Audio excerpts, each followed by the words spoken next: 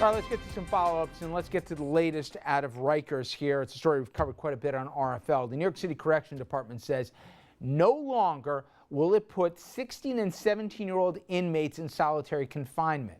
New rule is expected to go into effect by the end of the year. The decision, it comes after reports of brutality against teen inmates at the facility. Federal report released by the U.S. Attorney's Office in Manhattan back in August cited a quote-unquote deep-seated culture of violence against teen inmates, and it found the violence to be excessive and inappropriate. We've talked a lot about this situation here. This one I think is overdue, and kudos to the Times for breaking this report in a multi-part series on this thing. We've talked to a lot of the principals involved. It's not just the inmates, Dom, it's also 40% of the inmates are mentally ill. They should be in, institutions. They shouldn't be in general population. So Rikers had a huge problem. They fudged the numbers even on this. De Blasio may be a little bit late, but he's starting to at least, move around the deck chairs, or hopefully more. Let's hope that this works in terms of stemming some of the violence that's occurring. But frankly, I don't know if it will. I really believe that Rikers needs a top-to-bottom change. House cleaning up. Because what you really have now, and I don't mean this in offense to the good correction officers that are there, but even amongst the correction officers, and more importantly, the management, there's a gang mentality. Oh, you interviewed Norman Seabrook, Right. who's head of the union here, one of the more powerful union heads in all of New York.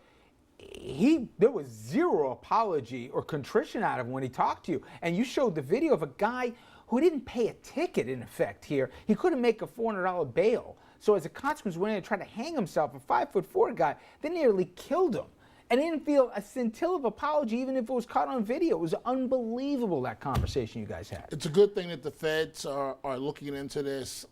Maybe the threat of a federal criminal indictment may stem some of the violence, but I don't know. I really don't know. It's also, personally, I hope it's the tip of the iceberg, because solitary is really, it's like the catch-all for people you don't know what to do with. And it seems like it's being overused. And we have people who are living their lives in solitary, Yep, who probably don't deserve it, or we're probably ruining them, whatever's left of them, by doing it. So, I would hope that a review of the use of solitary would be in order all over the place. Next one coming from the Civilian Complaint Review Board. It says the NYPD has a chokehold problem. 120-page report. It comes out after the death is, 43-year-old Eric Garner on Staten Island, who died after being put in a chokehold by an NYPD officer. Grand jury has begun deciding whether the criminal charges ought to be filed in his death. It's the case, of course, we'll be following up on Staten Island, and we'll see what the DA decides to do there. Now, the Post is reporting that while complaints are on the rise slightly, the board has substantiated only 10 chokehold cases out of nearly about 1,100 and change allegations have been brought to the agency in the past 5.5 years. So I guess devil's in the details here, but there's a real conversation as to, wait a second, what can be substantiated versus what has been alleged, and if you don't have video, it's one word against the other. So I don't know how the police department looks at this, but I saw a parade, or a rally, I should say this, where people coming out in support of the officers on Staten Island out of this. So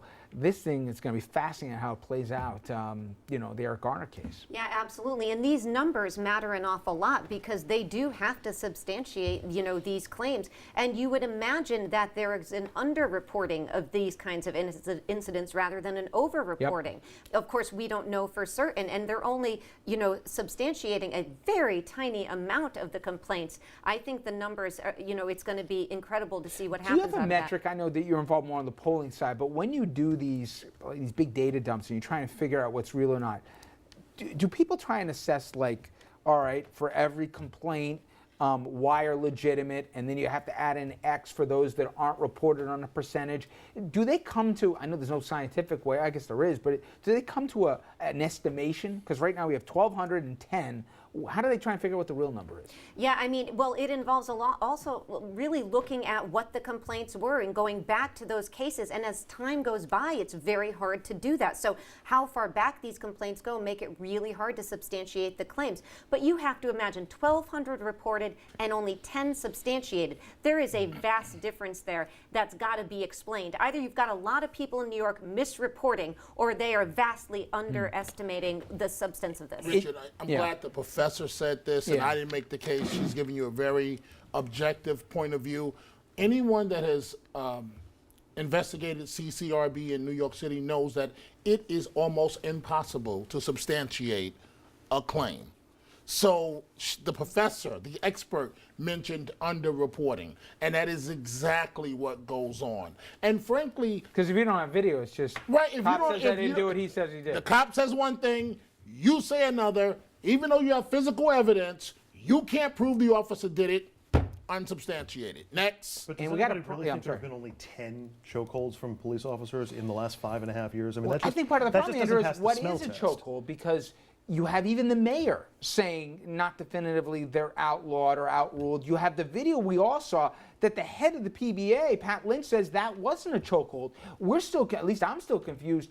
What is, what isn't, when should or shouldn't it even be used? I mean, we've all seen the video of Eric I Garner. think Does it anybody is. at the table not think that was a chokehold? Well, Yeah. that's part of the problem. And if we're not going to be able to even classify a chokehold as Andrew, a we got a chokehold. little time. Tell everybody about what we've learned about Tappan as it relates to how much we're in the hole, where the money's coming from. Well, I mean, they're still a couple of $2 billion short in trying to figure out how they're going to fund the whole thing. And Governor Cuomo has been saying from the get-go, I'm only going to raise this money from the tolls on the new Tappan Zee Bridge and probably from raising the tolls on the old Tappan Zee Bridge next year. That was until late last week. Now, all of a sudden, we're hearing from the governor's office, we're not ruling out the possibility of raising fares on the thruway all the way through. But we don't know how much it's going to be, and we don't know what the final bill is going to be, so I don't know how much we're going to need to raise. It's just a big question mark. It's a big mess. It's and a probably big we're not question going to mark. get answers And off November, right? That's exactly right. They don't seem to want to give any answers until after the November election. And meanwhile, you've got construction that's starting to poke its way up next to the old span. Nobody seems to seriously think that the bridge is just going to sit there and not get finished, but it would be nice to know how you're going to pay for it, and it would be nice to know whether you're going to have to raise tolls. There is money that the state could dip into, this bank settlement fund. Yeah. They made $4 or $5 billion from the bank settlement. That could pay for the entire bridge. I don't think the governor wants to use it for that, so where are they getting the money from? But as opposed to talking about the Cold War, why isn't Astorino talking about that? You're taking on a project without paying for it. I mean, these are the kinds of things that matter to people. He's talked about it. He just hasn't It done hasn't a daisy ad resonated. about it. Yeah. When we come back from a break here, we're going to talk a little sports. And if you didn't see the video, you got to see what happened at the Michigan football game this past weekend. A coach here under fire after one of his players tried to get through a game while suffering what we all saw, if you watch the game, will look to be a clear concussion. We'll tell you why the coach is still defending his actions.